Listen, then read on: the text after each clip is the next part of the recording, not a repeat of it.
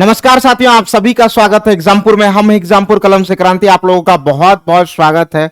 और सारे लोग जल्दी से जुड़ जाइए, फिर हम लोग क्लास को प्रारंभ करेंगे। मेरे प्यारे साथी, सारे लोग जल्दी से जुड़ जाइए। ओके, चलिए हम लोग फिर क्लास को स्टार्ट करेंगे। और आज का जो सबसे पहला सवाल होगा, बहुत ही बेहतरीन सवाल होगा। इसमें फिजिक्स, केमिस्ट्री और बायोलॉजी तीनों आपका इन्वॉल्व है। सारे लोग जल्दी भी, जितने भी सारे साथी जुड़े हैं, आप सेशन को शेयर कर दीजिए, ठीक है। जितने भी साथी अभी तक जुड़े हैं, एक बार जल्दी से सेशन को शेयर कर दीजिए और फिर हम लोग क्लास को स्टार्ट करेंगे। चलिए, आज का सबसे पहला सवाल हम लोग देखते हैं। आज का सबसे पहला सवाल क्या है, एकदम ध्यान से देखना, अच्छे से देखना। पूछा है sir, sulphur dioxide, sulphur dioxide, ठीक है, SO2 का अपेक्षित आणविक द्रव्यमान क्या होगा। सल्फर डाइऑक्साइड का अपेक्षित द्रव्यमान पूछा, जल्दी से कमेंट में बताएंगे। जितने भी साथी जुड़ चुके हैं, एक बार जल्दी से आंसर बताएंगे सर। सल्फर डाइऑक्साइड का आणविक द्रव्यमान, तो S that is called sulphur. Sulphur का देखेंगे सर, सल्फर का कितना होगा, 32 होगा। ऑक्सीजन का, 2 ऑक्सीजन का परमाणु है तो 32 होगा। तो हमारा कितना होगा, 64 यूनिफाइड मास होगा, 64U होगा। तो आपका सी नंबर जो है बिल्कुल करेक्ट आंसर होगा। क्या होगा सर, सी नंबर आपका बिल्कुल करेक्ट आंसर होगा। ओके डियर, नेक्स्ट सवाल आपका 2 नंबर। धोवन सोडा के एक अणु में पानी के कितने अणु उपस्थित हैं। धोवन सोडा के, जो धोने वाला, एक खाने वाला सोडा मैंने बताया सोडियम बाइकार्बोनेट, और एक धोने वाला सोडा सोडियम कार्बोनेट में जल के कितने अणु उपस्थित हैं। आंसर एकदम स्पीड में आना चाहिए आप लोगों का, ठीक है। आंसर एकदम स्पीड में आना चाहिए सर आपका। मैंने कई बार इन सब सवालों को कराया है, आपका रिवीजन सर। देखते हैं कॉन्सेप्ट कितना क्लियर है। बहुत बहुत धन्यवाद सभी लोगों को, गुड इवनिंग। जितने भी मेरे प्यारे साथी जुड़ चुके हैं, सभी लोगों को बहुत बहुत गुड इवनिंग। और सारे लोग जल्दी से आंसर करेंगे। तो धोवन सोडा का देखिए सूत्र क्या है, Na2CO3, सोडियम कार्बोनेट, यही तो है सोडियम कार्बोनेट, धोवन सोडा। इसमें जल के जो है 10 अणु होते हैं, 10H2O। तो हमारा जो आंसर होगा बी बिल्कुल करेक्ट आंसर होगा। क्या होगा साथी, बी आपका जो होगा वो बिल्कुल करेक्ट आंसर होगा। ओके, चलते क्वेश्चन नंबर 3 में।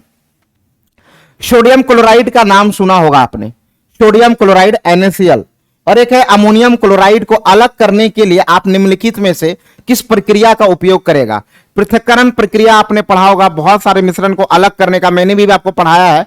उसमें एक आसवन डिस्टिलेशन प्रोसेस, ऊर्ध्वपातन या सब्लिमेशन, क्रिस्टलाइजेशन आपका है, एक फिल्टराइजेशन है, निष्पंदन विधि। कौन से विधि का आप इस्तेमाल करेंगे, कौन से विधि का आप इस्तेमाल करेंगे सर, जल्दी से बताएंगे। कौन से विधि का आप इस्तेमाल करेंगे। सोडियम क्लोराइड से अमोनियम क्लोराइड को अलग करने के लिए आप निम्नलिखित में से किस प्रक्रिया का उपयोग करेंगे। जल्दी से आंसर आना चाहिए। देखिए सर, यहां पे जो आंसर होगा वो आंसर क्या होगा सर, ऊर्ध्वपातन, that is called sublimation.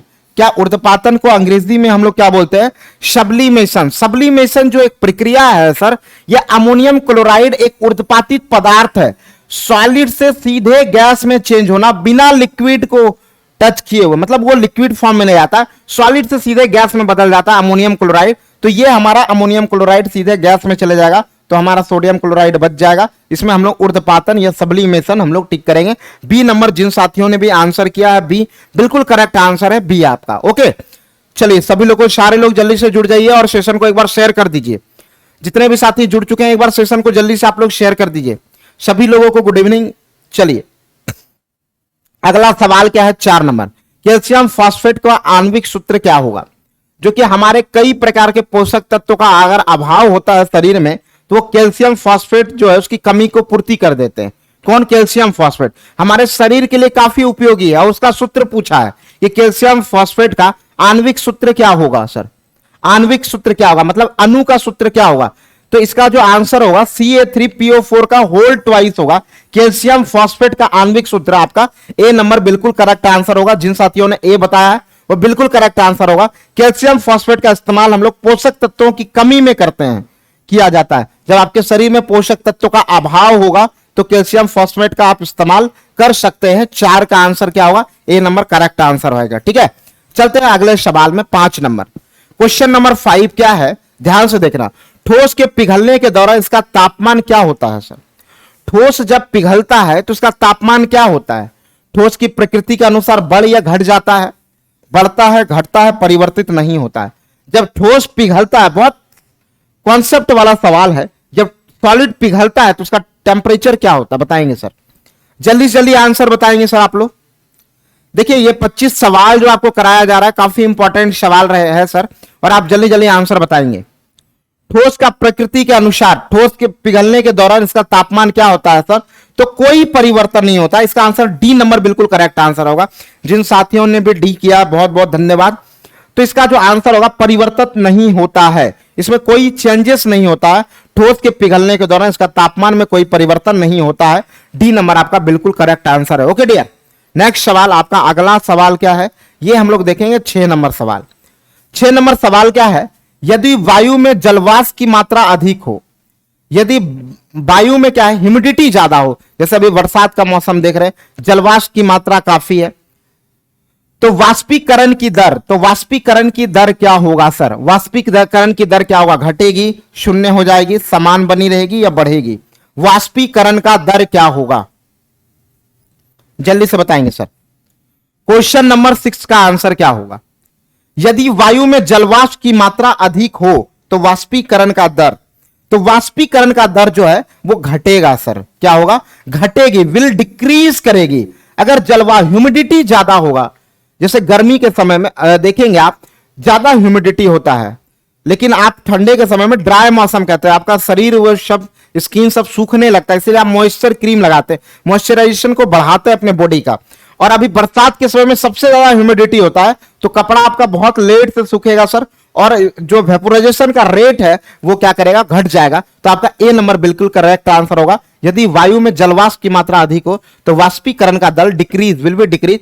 7 number question, निम्नलिखित कारणों में से किसके कारण बादल आकाश में तैरते हैं? बादल को आकाश में तैरने का कारण क्या है? कि बादल उड़ने जानता है क्या? क्या होगा आंसर? लो टेम्परेचर, लो speed, low pressure, low density. जल्दी जल्दी, बहुत बेसिक सवाल है जो आप एनसीईआरटी में पढ़े हैं क्लास 9th या 10th में, सब उसी बेसिक का सवाल और काफी एग्जाम में पूछे गए सवाल है। ठीक है, तो क्या होगा आंसर? निम्नलिखित कारणों में से किसके कारण बादल जो है आकाश में तैरता है? तो यहां होगा क्या सर? निम्न घनत्व। बादल का जो डेंसिटी होता है वो लो डेंसिटी के कारण, वायु से कम घनत्व होता है बादल का, इसलिए बादल जिसका जितना कम घनत्व होगा, जैसे जल से कम घनत्व होता है बर्फ का, तो बर्फ क्या होता है? जल के ऊपर तैरता है, ऐसा आपने पढ़ा है। उसी तरह हमारा बादल, जिसका घनत्व जितना कम वो उसके ऊपर रहेगा, जिसका घनत्व ज्यादा भारी आदमी नीचे रहेगा। ओके, अगला सवाल है, ऊंचाई के उड़ते हुए विमान में केबिन के अंदर का दबाव कैसा होता है? जब कोई प्लेन उड़ रहा है, उड़ते हुए प्लेन में बोला, ना कि जो एयरपोर्ट पे है स्टैंड में, ओके, तो वो बाहर के समान रहेगा, बाहर से कम होगा, बाहर की तुलना में अधिक होगा। यह समुद्र तल पर सामान्य वायुमंडलीय दाब, normal the pressure at sea level. तो क्या होगा आंसर सर? ऊंचाई पर उड़ते हुए विमान के केबिन के अंदर का दबाव क्या होगा? जब विमान ऊंचाई पर उड़ रहा होगा सर, जब विमान हमारा ऊंचाई पर उड़ रहा होगा तो ऊपर का टेम्परेचर क्या होता है? जैसे हाइट बढ़ता है टेम्परेचर कम होता है, सॉरी प्रेशर कम होता है, मतलब ऊपर जाएंगे प्रेशर कम होगा, तो ऊपर गए तो बाहर का प्रेशर बहुत कम होगा और बाहर से अधिक प्रेशर होगा हमारा विमान के अंदर। नहीं तो हम हमारे शरीर से ब्लड सारा बाहर आ जाएगा अगर इसका प्रेशर बाहर जैसा हो गया, क्योंकि ऊपर प्रेशर बहुत कम रहता है। तो हमारा जो आंसर होगा बाहर से, बाहर की तुलना में अधिक है। आपका जिन लोगों ने भी सी आंसर किया है, मोर देन आउटसाइड, बाहर की तुलना में अधिक टेम्परेचर होगा डियर, बाहर की तुलना में अधिक तापमान होगा, बाहर की तुलना में अधिक तापमान होगा। अगला 9 नंबर क्वेश्चन क्या है? मुक्त रूप से गिरने के दौरान पिंड किस स्थिति में होता है? जब मुक्त रूप से गिर रहा है तो पिंड किस स्थिति में होगा? वेटलेस होगा, गतिक होगा, आराम में होगा, कृतकार्य होगा, फिनिश्ड कर रहा होगा वर्क को। तो जब आप मुक्त रूप से, फ्री फॉलिंग जो होता है वो वेटलेस होता है, भारहीनता रहता है इसमें। ठीक है, अगला सवाल आपका 10 नंबर है, अनबुझे चूने का रासायनिक सूत्र। ये आपका फेवरेट सवाल कई बार। अनबुझा चूना मतलब उसमें पानी नहीं गया, पानी डालने के बाद क्या होता है? वो बुझ जाता है, कैल्शियम हाइड्रोक्साइड हो जाता है, और बिना बुझा हुआ चूना जो होता है कैल्शियम ऑक्साइड होता है। तो ये आपका जो आंसर होगा वो होगा CaO। और बुझा हुआ चूना हम लोग कहते हैं कैल्शियम हाइड्रोक्साइड को, जिसमें पानी मिला दिया जाता है, कैल्शियम हाइड्रोक्साइड को। कितना आप रटा गया होगा सर। जब जल से अभिक्रिया करता है कैल्शियम तो हाइड्रोक्साइड बनाता है, जब कैल्शियम ऑक्सीजन से अभिक्रिया करता है तो कैल्शियम ऑक्साइड बनाता है। हाइड्रोक्साइड का उपयोग भी आपको पता होगा सर, पेंट वेंट करने में घर में किया जाता है। पृथ्वी पर किसी वस्तु का वजन 200 न्यूटन है, इसका द्रव्यमान क्या है? द्रव्यमान पूछा है सर, द्रव्यमान। तो W इक्वल टू mg आपने पढ़ा होगा। मास आपका दिया गया है, g दिया गया है। आप जल्दी से बताइए आंसर क्या होगा सर। मास और g दिया गया है, इतना तो हिंट दे दिया मैंने। मास आपका दिया गया 200 न्यूटन और g 10 दिया गया है। जल्दी से बताइए, पृथ्वी पर किसी वस्तु का वजन इतना है, वजन सर 200 न्यूटन का है, तो इसका द्रव्यमान क्या होगा? द्रव्यमान, द्रव्यमान को ना हम लोग न्यूटन में किसमें दिखाएंगे सर? जल्दी से बताएंगे।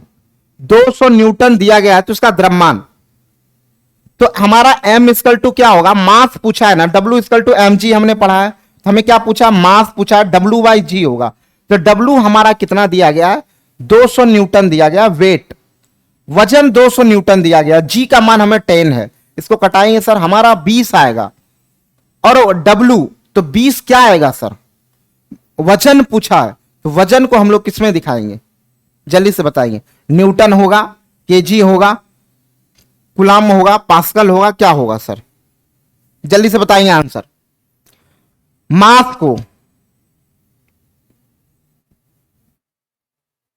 वजन और द्रव्यमान, वेट, तो हमारा 20 केजी होगा। वजन कितना होगा सर? 20 केजी। ए नंबर करेक्ट आंसर होगा। 12 नंबर सवाल, कार्य शून्य होने की स्थिति में विरामावस्था और लगाए गए जाने वाले बल के बीच का कोण कितना होगा? कल भी मैंने आपको वर्क पढ़ाया था सर, कार्य पढ़ाया था, मैंने बताया था जब W equal to F S cos theta, मैंने कल पढ़ाया था एफ एस कॉस थीटा। क्या पढ़ाया था? W equal to F S cos theta. जब हमारा फोर्स जीरो होगा तो W भी जीरो होगा, जब डिस्प्लेसमेंट जीरो होगा तो W जीरो होगा, जब कॉस थीटा का वैल्यू 90 डिग्री आएगा तो भी हमारा कार्य क्या होगा? शून्य होगा। तो याद रखिए, 3 केस में वर्क हमारा जीरो होता है। 3 केस में, पहला केस क्या मैंने बताया सर? जब आपका एफ जीरो होगा, मतलब फोर्स ही जीरो हो तो भी वर्क जीरो होगा। मैंने फिजिक्स में बताया था, कार्य का मतलब होता है फोर्स और डिस्प्लेसमेंट। मतलब धक्का आप पढ़ रहे हैं सर, आप बात कर रहे हैं, does not a work. Work आपका क्या है? अगर फोर्स जीरो तो वर्क जीरो, डिस्प्लेसमेंट जीरो तो वर्क जीरो, और कॉस थीटा का मान 90 डिग्री आएगा तो भी आपका वर्क जीरो होगा। तो डिग्री अगर कौन पूछे तो 90 डिग्री का कौन अगर बनेगा तो हमारा वर्क। कल मैंने बहुत अच्छे से एक्सप्लेन किया था इस चैप्टर को, सारा क्वेश्चन इसी चैप्टर से था। ये आपका यहां पे बनता है जो थीटा एंगल, इधर खींच रहा है और डिस्प्लेसमेंट इधर, बीच का एंगल को हम लोग थीटा से दिखाते हैं। अगला सवाल क्या है? एक वस्तु पर बल लगाने के बावजूद भी किया गया कार्य शून्य होगा यदि इसका विस्थापन क्या हो? हम कहते हैं हम ताकत लगा रहे हैं, उसके बाद भी हमारा वर्क क्या होगा डियर? जीरो होगा। इसका मतलब क्या है? डिस्प्लेसमेंट नहीं हुआ होगा।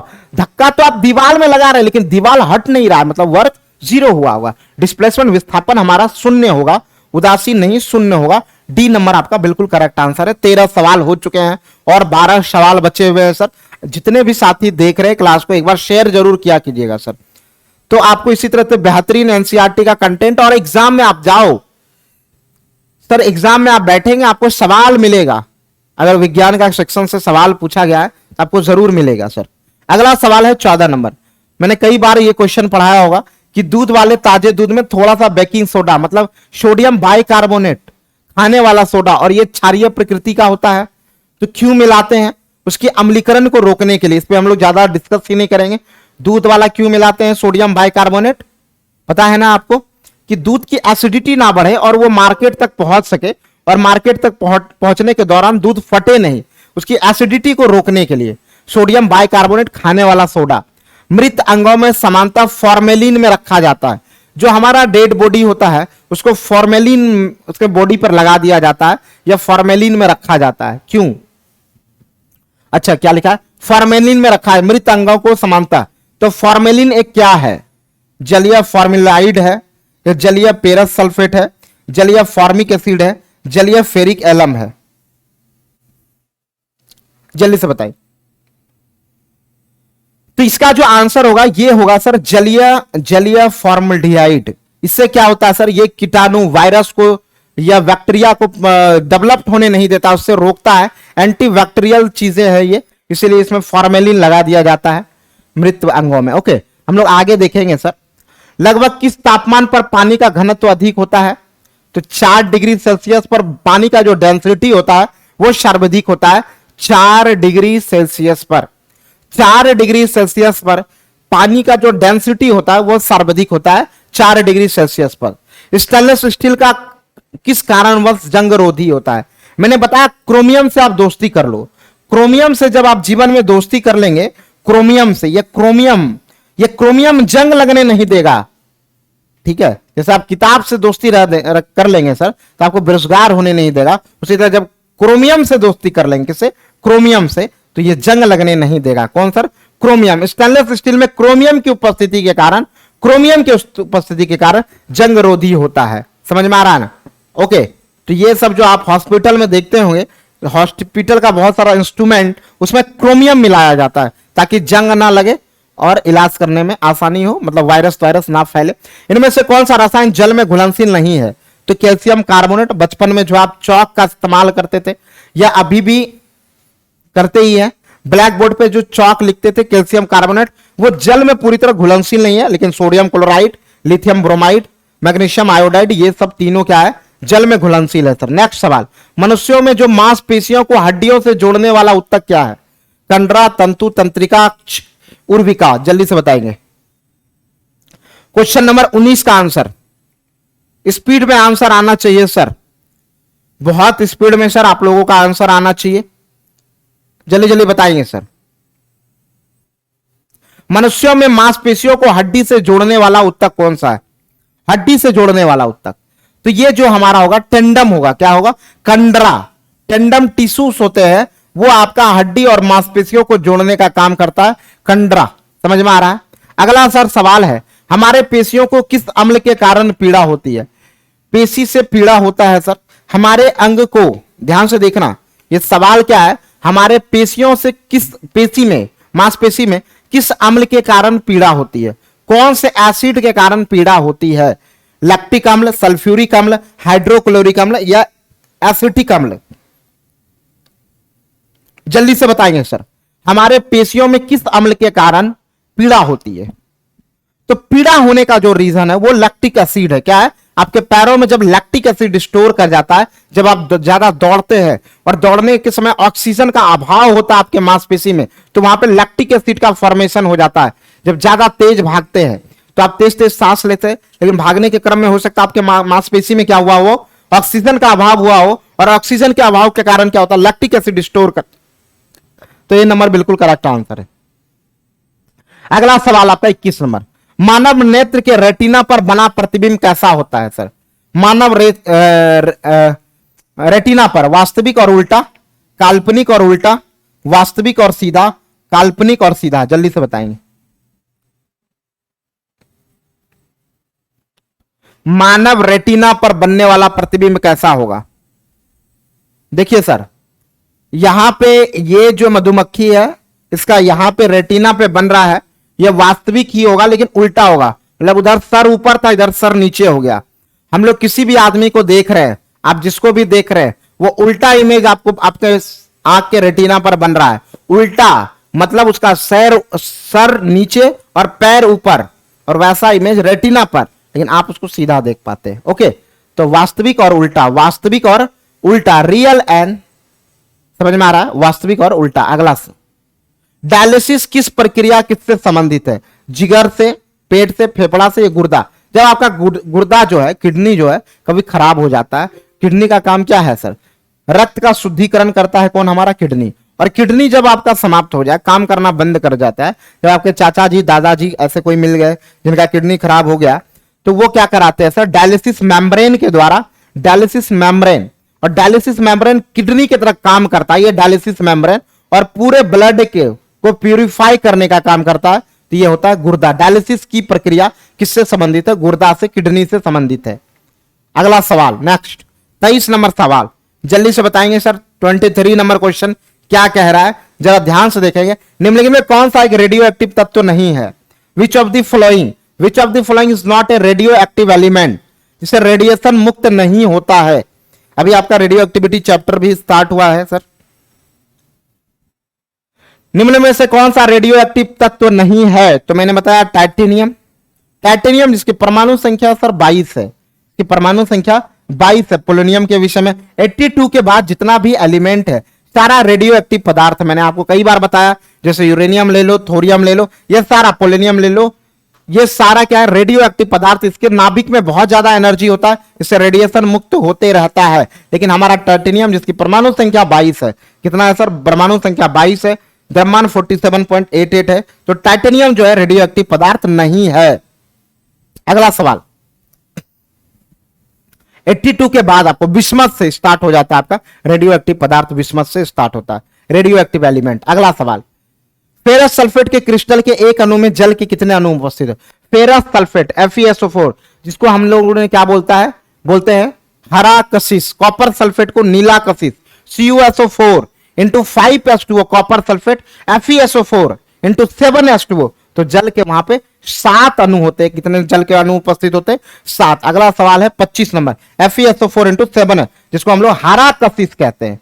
और कॉपर सल्फेट में जल के 5 अणु होते हैं, H2O, 5H2O। अगला सवाल है, अंतिम सवाल है सर, गैस के अनुगति सिद्धांत, कैनेटिक थ्योरी ऑफ गैस के अनुसार परम शून्य तापमान की प्राप्ति तभी होती है। परम शून्य तापमान की प्राप्ति कब होती है? परम शून्य तापमान की प्राप्ति कब होती है? ज्ञान की प्राप्ति कब होता है? किताब पढ़ने से। तो यहां परम शून्य तापमान की प्राप्ति कब होती है, ये सवाल पूछा गया। बहुत छोटा सा सेशन रहा, हम लोग 25 सवाल काफी फास्ट किए सर, तो जस्ट एक रिवीजन था, आपको कई बार ये सवाल मिले भी होंगे। तो ये इसमें क्या है मामला, गैस के अणु, जो गैस के अंदर जो कैनेटिक एनर्जी होता है वो बंद हो जाता है। कब? गैस का आयतन शून्य हो जाता है, गैस का दाब शून्य हो जाता है, अणुओं की गतिज ऊर्जा शून्य हो जाती है। कब हो जाती है? जब हम इसको ऐसे टेम्परेचर में ले जाते हैं जिसको हम लोग बोलते हैं परम शून्य ताप। अगर -273 डिग्री सेल्सियस पे ले जाएंगे तो गैस के अंदर का जो कैनेटिक एनर्जी है वो पूरा रुक जाता है, गतिज ऊर्जा रुक जाता है। या आप केल्विन में देखें तो 0 के, अगर आप फ़ारेनहाइट में देखें तो -459.67 डिग्री फ़ारेनहाइट। तो आपका जो आंसर होगा वो सेल्सियस में, फ़ारेनहाइट में भी आप याद कर लो, केल्विन में। तो आज आपका क्लास यहीं तक रहेगा डियर, और जितने भी मेरे प्यारे साथी जुड़े हैं टाइम पे डेली आइए सर, मैं आपका टाइम वेस्ट करना नहीं चाहता हूँ। 25 सवाल तो 25 जल्दी से करा ले, जब पढ़ना होगा फिर डिटेल में हम लोग पढ़ेंगे आराम आराम से सर। फिजिक्स केमिस्ट्री क्वेश्चन भी इतना करा देंगे, आप एग्जाम में जाएंगे आसानी के साथ आप कर लेंगे सर, कोई भी एग्जाम में जाएंगे। लेकिन बीपीएससी मेन हमारा फोकस है, बिहार दरोगा में भी बैठते, कोई दिक्कत नहीं है सर, ठीक है। तो चलिए, जय हिंद, जय भारत। फिर हम लोग कल 9 बजे रात को मिलेंगे sir. Okay, thank you, take care.